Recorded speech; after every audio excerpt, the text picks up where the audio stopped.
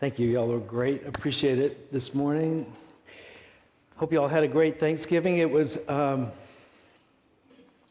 for me. I had people over, had my family over. There were 8 of us at the table, and I was doing the whole thing, as I like to tell my family, my gay gene was expressing. And so I was polishing the silver and setting out the flowers and putting little this-that's around. And then they came, they ate, and then they left, and it was over. I put it all away, and poof. And it reminded me of life.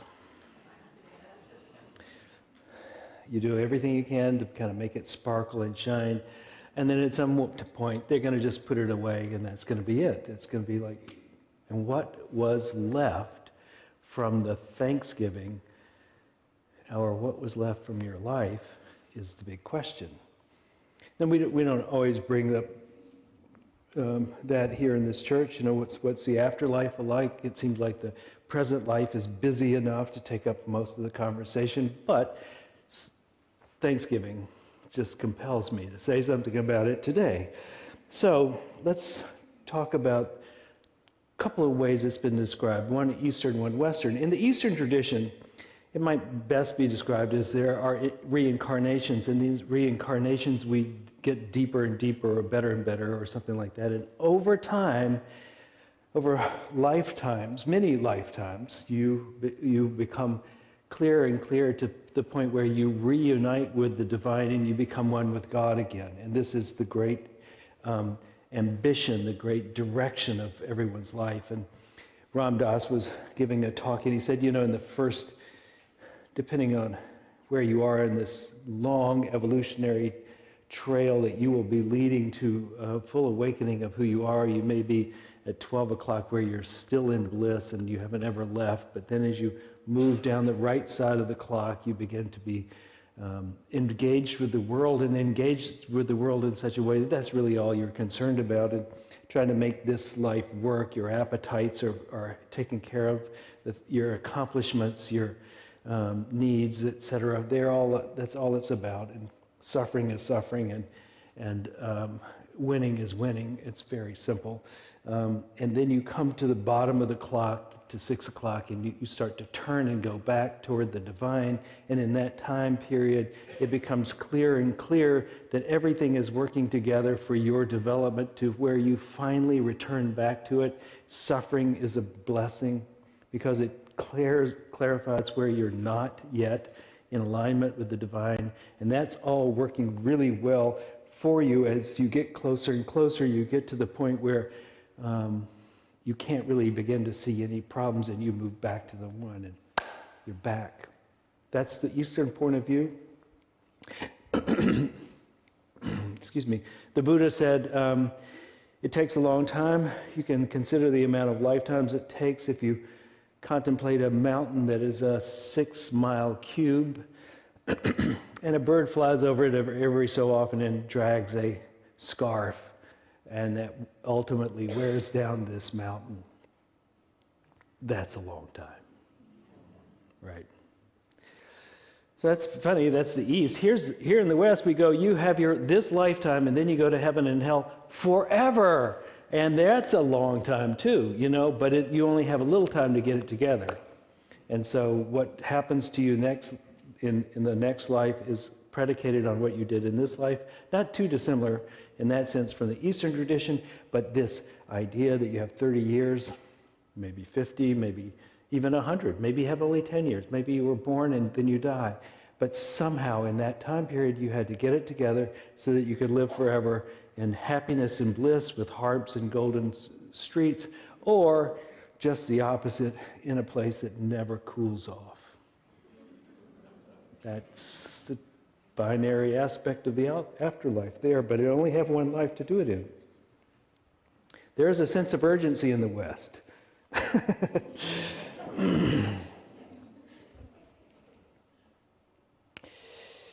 I doubt it's either one of those. I hope it's not. If it takes as long as the Buddha said, I mean, I don't have time, really. And I kind of doubt you wrap it all up in one lifetime, on the other hand. Do you know what I mean? I think that seems extreme too, that you're here for, let's say, for most of humanity, 30 years would be a full life. You had 30 years, and then 30 times 10 to the 30th to go on afterwards. Didn't make sense, really. So I think you have several progressions. Just my belief. This is not unity doctrine that you have to believe this or anything like that. You can still have coffee and tea with us if you believe absolutely the opposite of what I'm going to say. But I'm going to put out an idea for you today.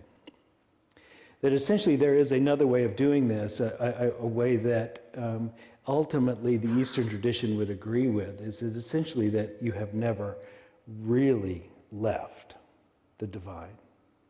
That you are essentially operating in this world, in this experience we have here, is really just about more like a dream than it is like a fact.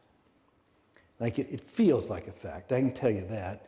On the days when things are going badly, it really feels like a difficult, grounded, intense, bad thing.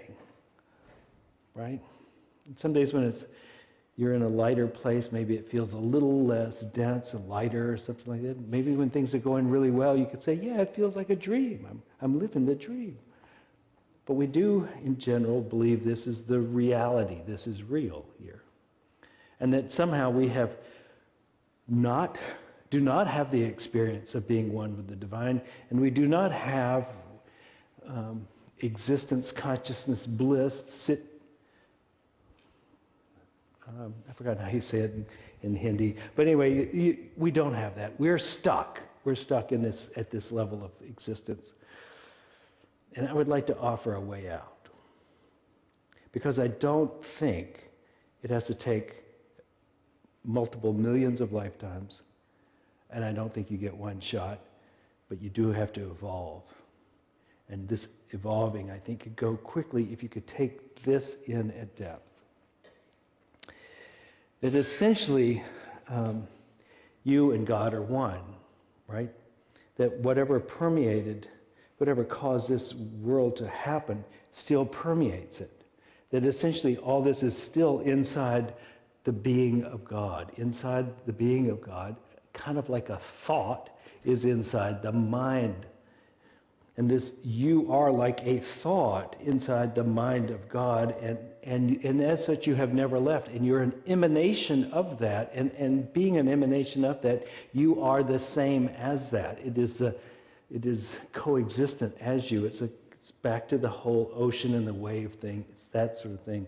And what is keeping us from knowing that is the sense that we are separate. We have this profound sense of separation.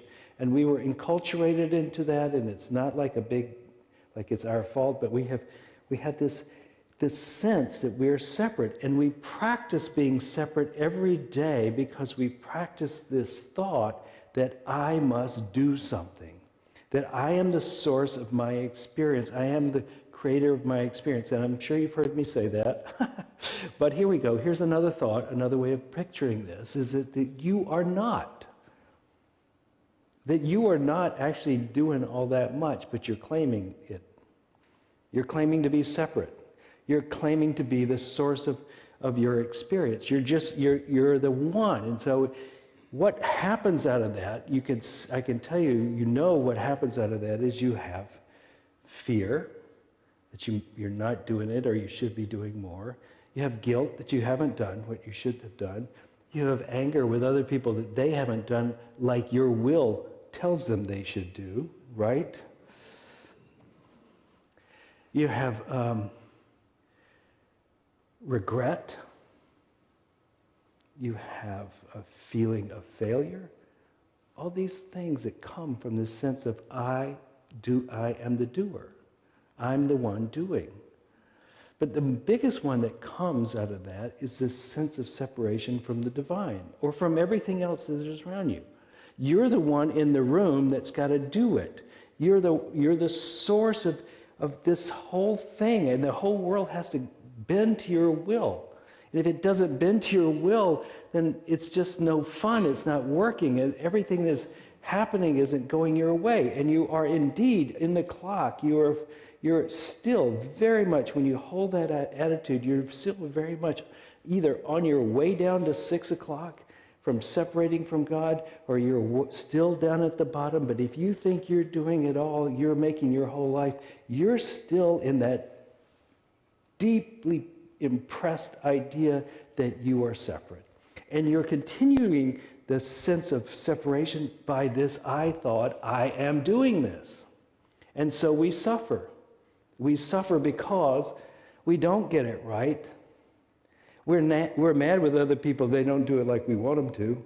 We're guilty. We're tired often. We're frustrated. All these things. All that's happening to the I that's saying, I have to do this. I. And that I thought is that beginning of the cascade out of 12 o'clock down to 6 o'clock that, oh my God, I'm separate from God.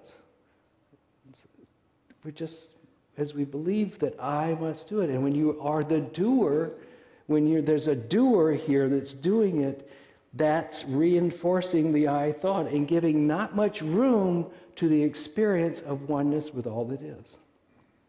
As you must be doing this, the more it is there. And so if you are in the Eastern tradition, they have this thing of wearing out your ego by having you meditate for your lifetime, and finally you go, I'm just not getting anywhere. And he goes, of course not. You're not doing it anyway. They say when you wake up, you realize that you were always awake.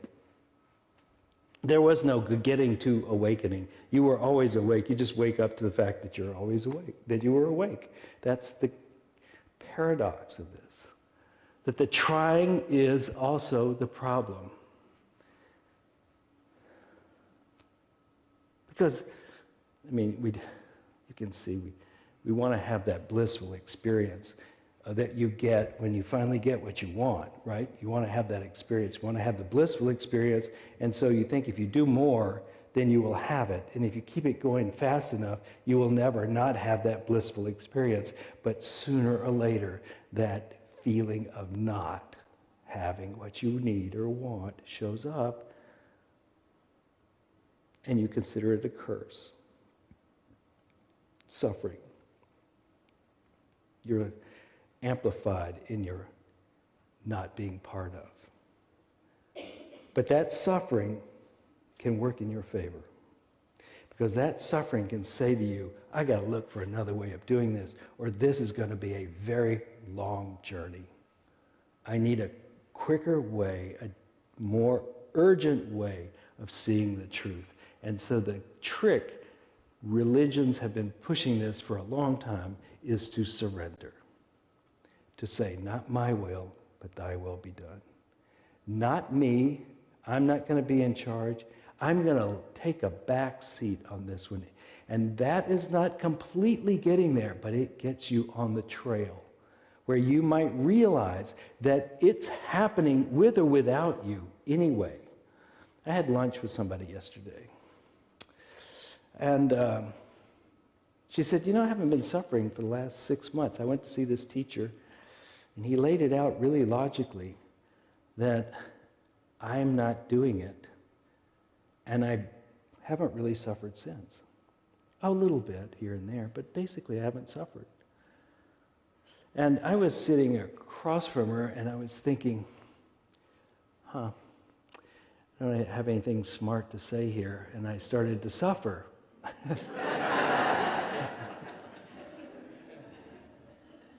Because I had to do something, right? I had to have a clever, at least cogent response to that. So I started thinking about it over the night. It's really true. It's all this I thinking that I have to do something that causes me to suffer. It's like when I fail at something, I feel like I have failed, right? So there's guilt and shame and a little bit of anger in there, around that.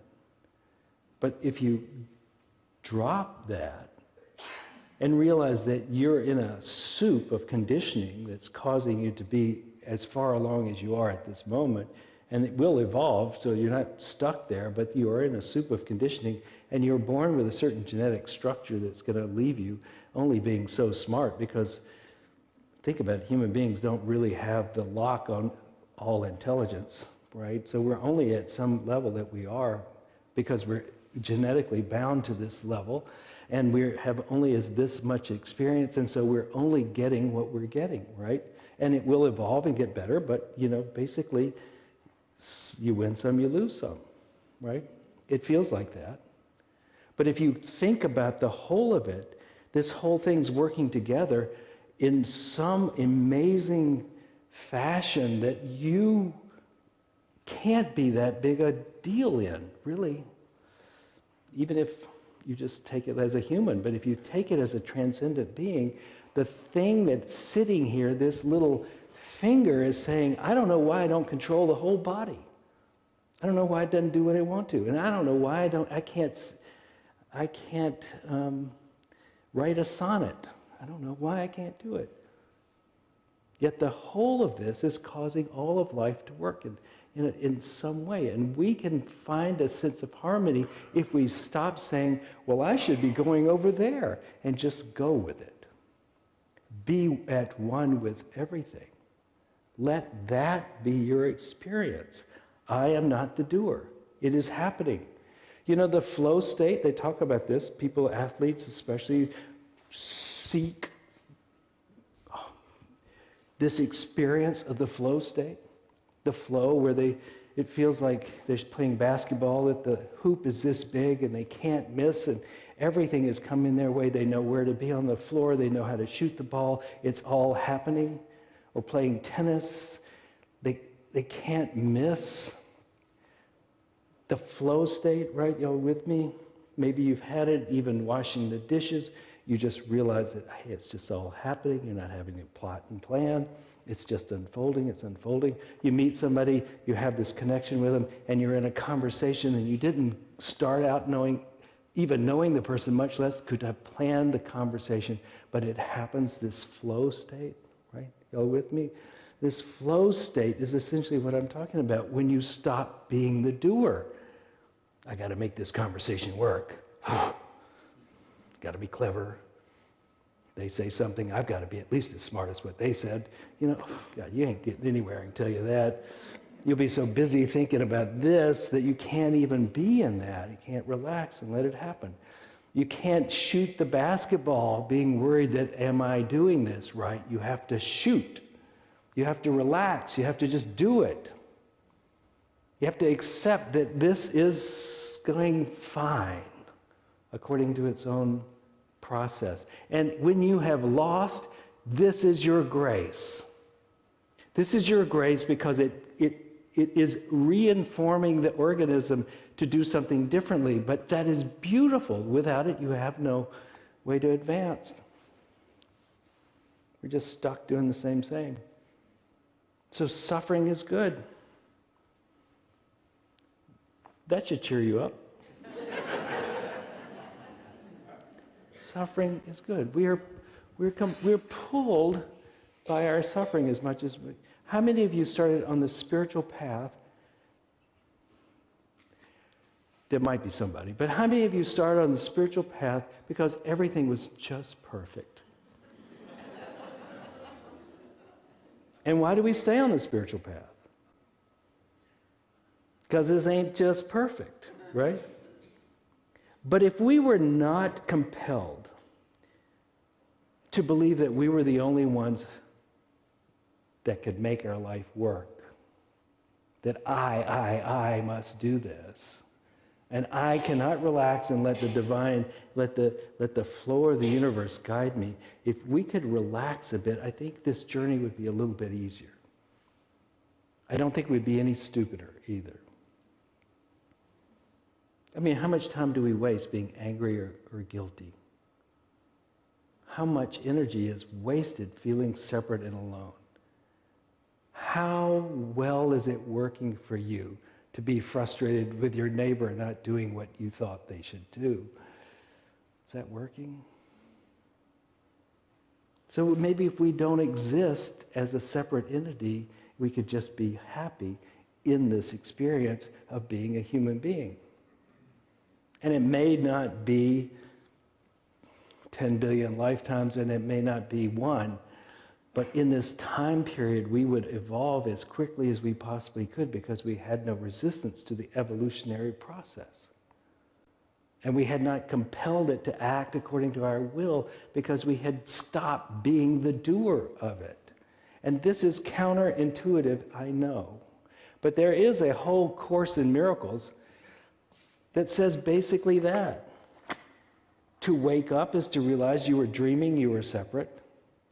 And having dreamed that you were, having awoken from that dream that you were separate, you realized that there was never anything wrong in the first place, and that you were never far from God, or God was never you. It couldn't be so, because it just can't happen. The design, the existence of God is such that God is everything, all the time, everywhere, all of it. This play of light and shadow was a beautiful and sometimes terrible experience, but you never left. Just never left. So you didn't have to fix it. You didn't have to earn your way back to heaven. You just never left. It's a brilliant way of addressing the problem of the separate ego. You never left, so you can't fix it. So you can't blame anybody else for doing something to you because it ain't really so. You're still in the mind of God. You're just dreaming, you're not. So wake up, and it's easy. Fall asleep, and you suffer. Be the one who has to do it. Perhaps you have the victories, but you definitely have the defeats. Relax. Open and expand. Drop this separate, I'm doing this, and see what happens. See if it doesn't feel better.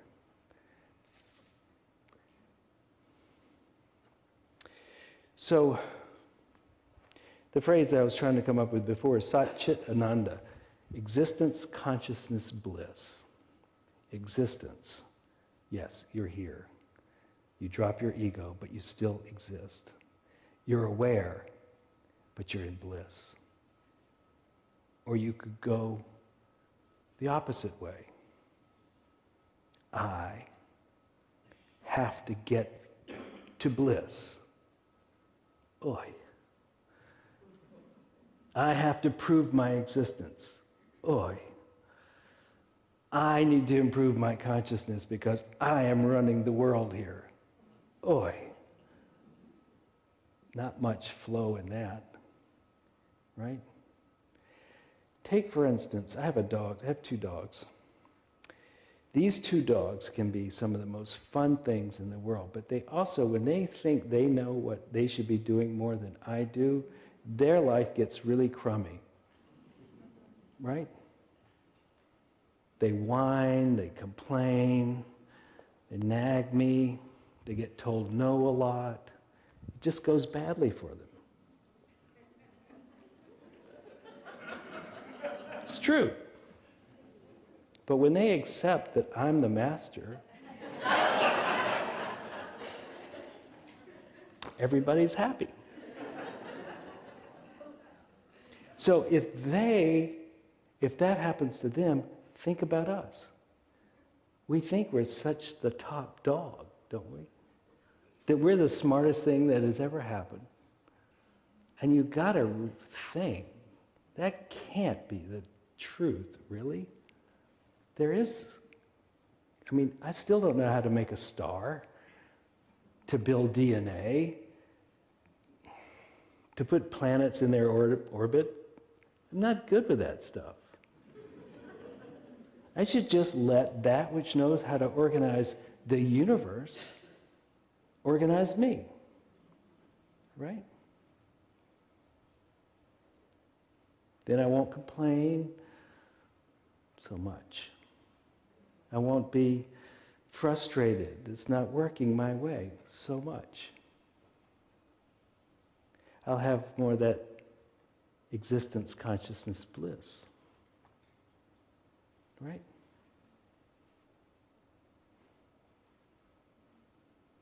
So, our job, really simply, stop doing anything. Stop being the doer of your life.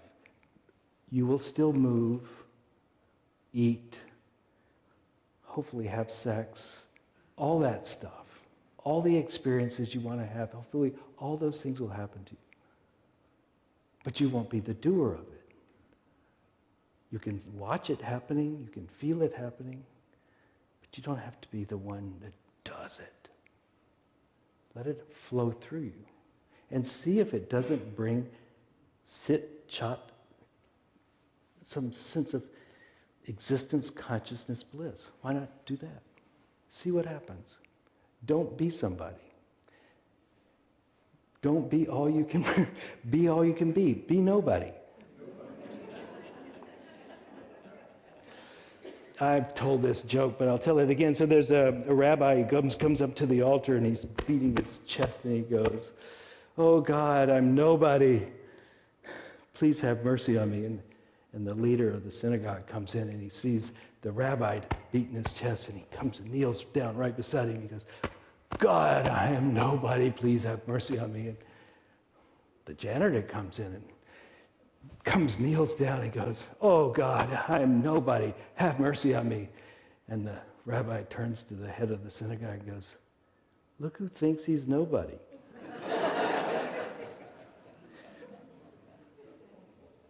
Really, he's right.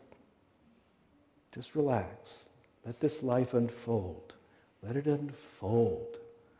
Trust that the intelligence that has organized your body, the most complex thing we know of, your body and your brain, can probably get your little act together without a whole lot of you getting in the way. Right? Just go along now. Little ego, little I did this. Just go along. I'll take care of this. Everything will be fine. Let us pray.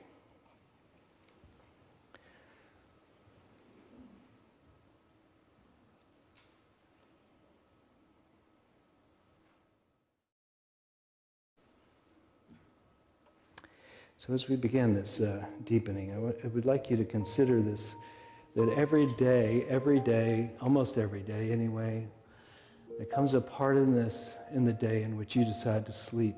And you lay down in your bed, maybe you think, maybe you don't, but at some point you let go enough for sleep to take you. You let go enough to rest. And in doing, what happens is you begin to dream at some point. And you have a dream, and you're probably one of the actors in it. It may not make sense, but it's happening. Sometimes it's quite creative. Sometimes it puts together things that you would never think would go together in the same place. They come together, but they come together without you even trying. You don't even have to think, I'm going to have a dream. You just have a dream. It just happens. And the dream unfolds. And after a while, you stop drinking. And you don't have to plan to, I'm going to not dream. I'm just going to, it just stops. You just stop dreaming and you go deeper. You go into a dreamless state where you don't have any activity. I'm not trying to do anything and nothing's really happening, but you exist.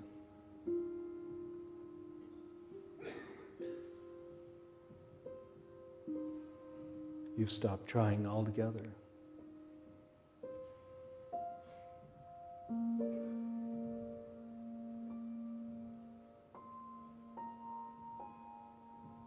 Every night is better when you have one of those periods where you can go to, I'm not doing anything.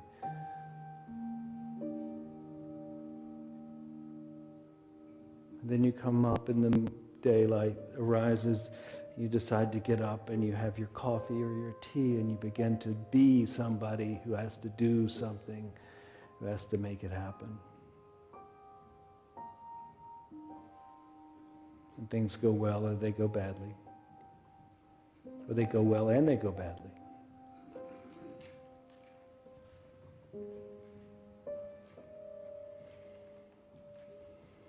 It's funny, the whole night went without you having to help it at all. You made it through 8 hours without an effort. And now you must strive to be somebody. And on the spiritual path, you would strive to awaken that you are the divine, and all the while striving, all the while pushing the carrot farther ahead of you. And finally, frustration comes in, fatigue, and you go to bed, and you relax, and you release, and down you go. And the whole journey unfolds without your effort. Dreams come, dreamless state comes. All is well. And in the morning, it begins again. Perhaps the path to enlightenment is just to wake up that too is a dream and doesn't need your help. Maybe you can just be at peace with all that is. And the suffering is teaching you, and the success is teaching you.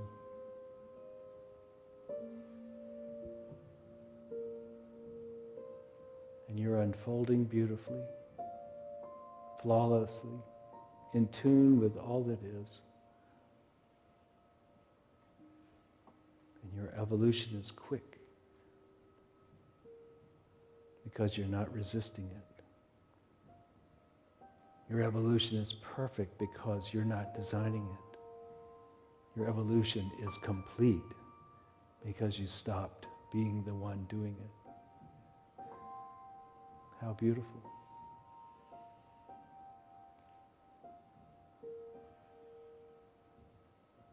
Perhaps there's more than one way to get to heaven. And so it is.